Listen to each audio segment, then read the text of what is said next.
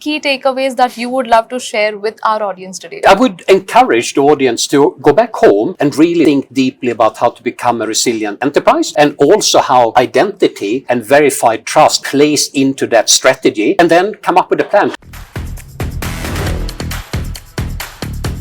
Hi, you're watching The Mainstream. I am Simran Shiwalkar, your host for today, and we are in Jaipur witnessing the latest edition, the residential edition of Emerge Tech 2026. I'm joined by Mr. Johan Fatenberg. Johan, firstly, thank you so much for joining me today. Thank you for having me. It's a great pleasure, and we have a very interesting discussion going forward. Same here. Johan, let's lead with your experience first. This has been a summit of 3 days with a lot of CIOs, CTOs under one roof. How has it been, and how has your experience as a partner been throughout the summit? It's been great. I think it's really good to have a retreat like this where you get people focused for a duration of 3 days when we finish this one. It was a really engaged audience as well, sharing a lot, and as a partner and a vendor, it's important to get that feedback, not just for us to come and present and walk out, but actually truly engage with the customers that are here. So I am really happy with the event and how it has turned out. Well organized, great location, and importantly, great audience. Thank you so much. Let's talk about identity security today. It has moved beyond security layer to being a critical part of business infrastructure for a lot of organizations. How is Ping identity, kind of from a solution standpoint? What has been your take? No, it's a really good point. The reflection that identity has really evolved from sort of just logging in, just being security and afterthought. It has become a board level discussion. It has become a nation level discussion. And from a Ping point of view, we really appreciate that, because we do have a